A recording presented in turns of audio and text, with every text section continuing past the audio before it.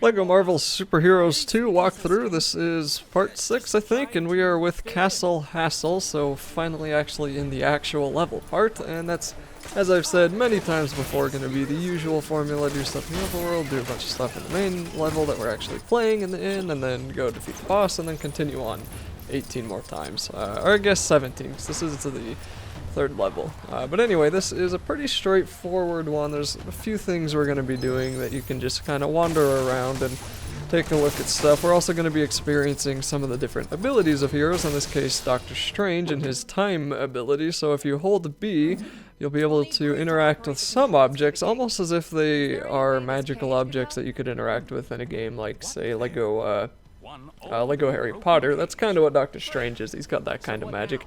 And so do a few other characters, but we're going to want to put someone inside of this cage here. I don't know who we're putting in there, but I'm having a hard time figuring out the controls. Oh, that's right, Groot. We need Groot.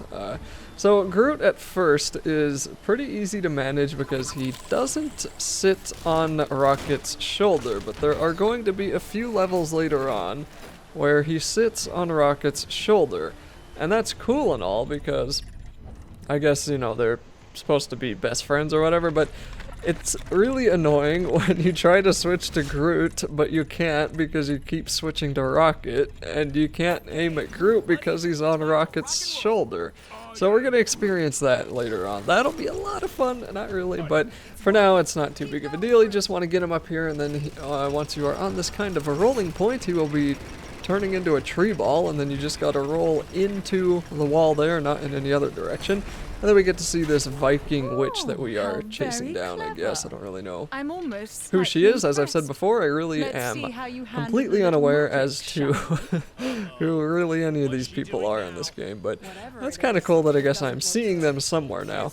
Something I also want to mention is that you may be hearing someone who eerily sounds like Stan Lee from time to time, and that's because that is Stan Lee. So in the last Marvel game, he actually showed up a lot in the actual cutscenes, and that was kind of the cool Easter egg. But in this game, he basically acts as the insert name here, in peril, because in the other Lego games it was always some kind of thing in peril that you had to go save, like the student in peril or whatever it was. That's basically who Stan Lee is. So he is hidden, sometimes more hidden than in other levels, but he's hidden in every single level, and sometimes you have to go on free play to free him, sometimes you can free him on the regular levels.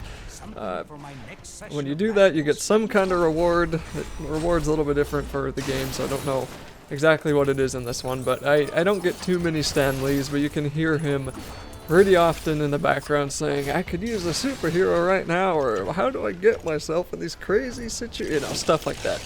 You'll hear him a lot, and it actually kind of gets a little bit annoying near the end of the game, because you'll be playing a part that's pretty fun, and you're kind of into the story, and then you hear Stan Lee in the background, and you're just like, oh, come on. I don't know, but I think there's also Stan Lees in the overworld too, so I don't think it's just the regular levels, but anyway, if you just kind of listen for them, and if you want to try to figure out how to get most of them, you can. This will not be a 100% walkthrough, which shouldn't be too surprising, because I haven't done that for a Lego game in a very long time, so I won't be showing how to get pretty much any of them. I'm only going to be showing how to get to the end credit scene, which is a lot of fun too, but there's so many collectibles in this game, I can't even imagine how long doing that would take.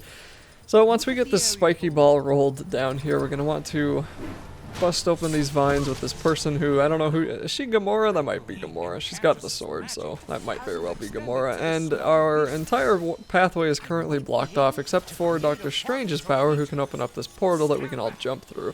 So this will be usual in any level that you're going to be playing as Strange. He'll have some powers that he can use to open up portals like that. And then we're going to get to a part that glitched out for me for about 6 minutes, I think. I cut out 6 minutes of this. So what you're supposed to do here is use Doctor Strange on the apple there once you open it up out of its casing, and you do that first by busting open the floor with Groot, and then you can put the gravity mine here with whatever that guy's name is, and then you want to switch on over to Doctor Strange, and you need to move this apple forward in time. If you move it backwards, it becomes a seed stud, but you want to just move your stick, or your analog stick, constantly rotate it to the right. That should move it forward in time, but I did this for 6 minutes, and the apple didn't budge one way or the other until eventually it just decided to kick in. And right there, it's still not finished yet because I'm really just like, okay, what is going on? And finally, I got it back to what it was supposed to be, the regular apple. It starts as that. Then you keep rotating it further, and then finally it's gonna actually... So then it'll be eaten, and that will end the witch.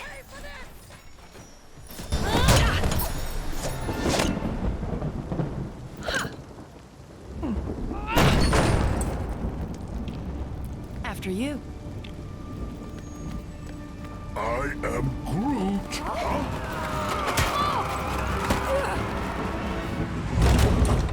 Hey, Doc, you think it's a bit quiet? I mean, no traps. No traps? You'd expect some traps in a place like this, right? You know, with the medieval thing going on. Indeed, sir. In mine own castle, we have traps aplenty. Welcome, friends, to my dungeon of doom. Guys! Rescue time? Take care coming down the corridor. Yeah, there are the traps. And now we finally get to the boss fight of this level, and I guess that guy is just a Black Knight who is pretending to be that nice king who is leading us here. So we're going to use Doctor Strange to slow down all of these pendulums that are trying very desperately to kill us. And it's a little bit weird again trying to aim on the actual pendulum because it only shows up for a split second, but if you kind of just time your B button press to be pushed when it's kind of starting to swing down, you should eventually start to get it. There we go. I did get kind of close. That was a little bit finicky, but it's not too bad to get there. And then it ended up killing me anyway. So that was kind of funny, but they all moved out of the way. And I guess it kind of reminds me of Skyrim with all those corridors with the pendulums that you have to go push the button at the end.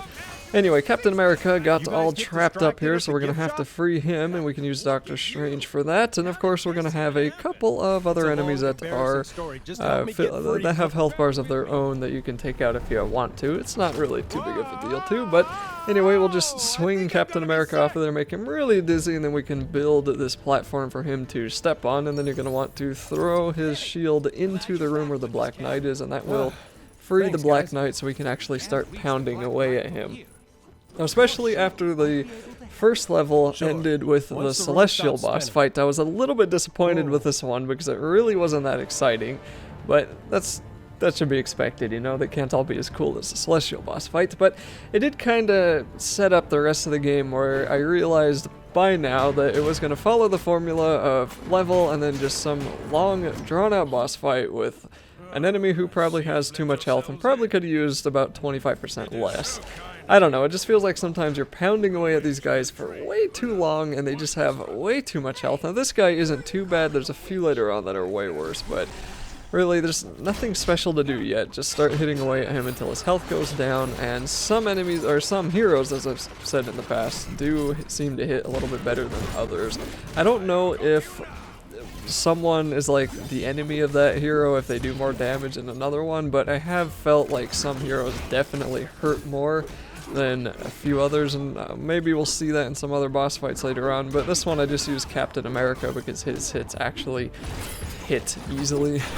I don't know, it's just some of these guys just like to do too many fancy moves that they don't actually attack what you want them to. Anyway, there's no other kind of special puzzle we have to do with this guy. You just hit him as much as you can until his health bar is empty. That'll be it for this level, and I will see you in the next video.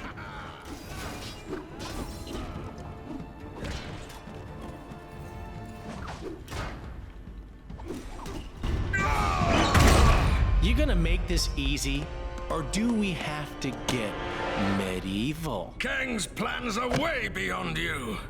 You have no idea. Try it.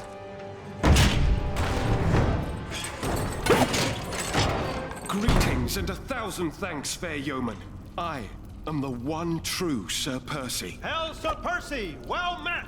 What of Kang, my lord? His portals allowed Garrett to storm my keep, and Enchantress to enslave this kingdom. There is another portal you have yet to discover. Where it leads, I know not. Farewell, my lord. Farewell, fair heroes. May your helm protect, your magic provide, and your shield prevail. You're telling me you could have done that all along? I am Groot.